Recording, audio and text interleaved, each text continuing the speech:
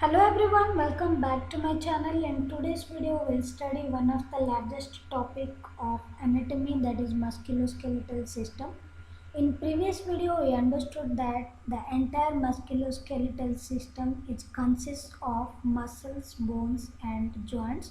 So today we'll go through the anatomy of all those three. So the first comes muscles. There are three types of muscles. Those are striated muscles, smooth muscles and the cardiac muscle. Functions of muscle. Striated muscles, these are also known as the voluntary or skeletal muscles, are the muscle fibers that move all bones as well as the face and the eyes. Smooth muscles, also known as the involuntary or visceral muscles, are those muscle fibers that move internal organs such as the digestive tract, blood vessels, and secretory ducts leading from the glands. Cardiac muscle, striated in appearance, the fibers of cardiac muscle are branching fibers and are found in the heart. Actions of muscles. Muscles can perform a variety of actions. Flexion, decreasing the angle between two bones. Extension, increasing the angle between two bones. Abduction, movement away from the midline of the body. Adduction, movement toward the midline of the body. Rotation, circular movement around an axis. Dorsiflexion, decreasing the angle of the ankle joint so that the foot bends backward. Plantar flexion, the motion that extends the foot downward toward the ground as when pointing the toes. Supination is applied to the hand, the act of turning the palm forward. Pronation is applied to the hand, the act of turning the palm backward. Bones. There are 206 bones of various types in our body, and thus varieties are long bones, short bones, flat bones and sesamoid bones. Cranial bones. The bones of the skull or cranium protect the brain and structures related to it. Muscles for controlling head movements and chewing motions are connected to the cranial bones.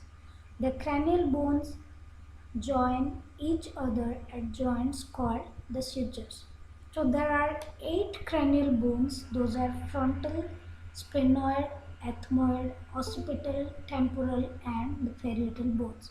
So first comes the frontal bone, forms the forehead and bony sockets that contain the eyes. Then comes parietal bones. There are 2 parietal bones, forms the roof and upper part of the sides of the cranium. Then comes the temporal bone. There are 2 temporal bones, form lower sides of the base of the cranium. Then comes the sphenoid bone. This is a bed-shaped bone, extends behind the eyes and form part of the base of the skull. It joins the occipital ethmoid bones. Then comes the ethmoid bone. It supports the nasal cavity and forms parts of the orbits of the eye. Facial bones. All facial bones except one are joined together by sutures so that they are immovable. The mandible is the only one facial bone capable of movement. This ability is necessary for activities such as the mastication process, which is also known as the chewing process, and for the speaking reasons. There are 14 facial bones. Those are nasal, lacrimal, maxillary bones, mandibular, zygomatic and vomal. Nasal bones. There are 2 nasal bones, supports the bridge of the nose. Lacrimal. There are 2 lacrimal bones located One at each corner of the eye also contains the tear gland. Then the maxillary bones. There are two large bones compose the upper jaw bones, which is also known as the maxilla. Mandibular bone. This is the lower jaw bone, which is also known as the mandible. Zygomatic process. Two bones on each side of the face form the high portion of the cheek. Then the last one comes the vomer. This thin single flat bone forms the lower portion of the nasal septum. Vertebral column and the structure of vertebra. The vertebral or spinal column is composed of 26 bone segments called vertebra that are arranged in 5 divisions from the base of the skull to the tailbone. And those 5 divisions are cervical, thoracic, lumbar, sacrum and coccyx.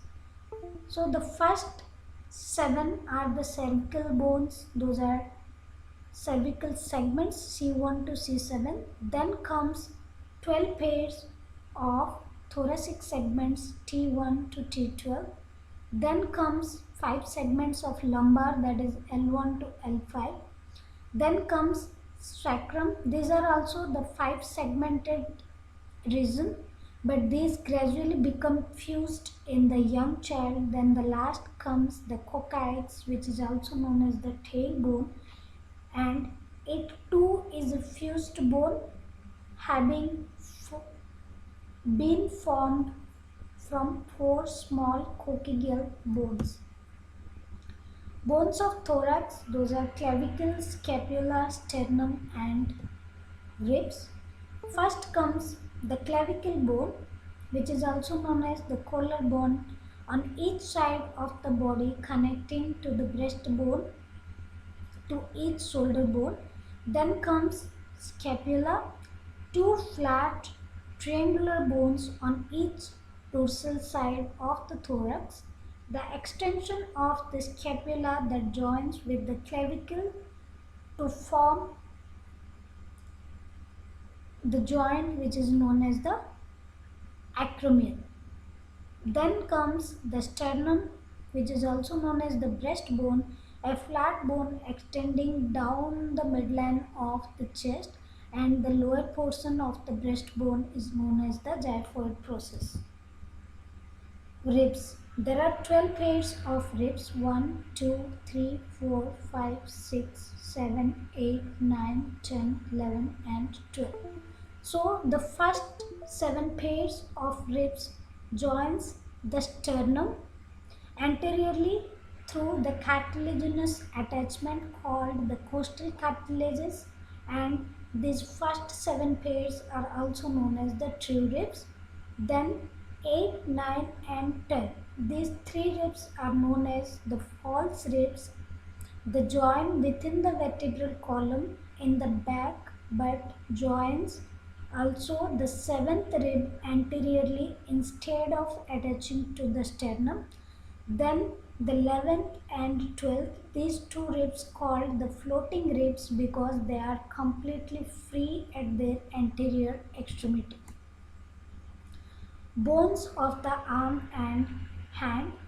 Humerus, the upper arm bone. Then comes radius,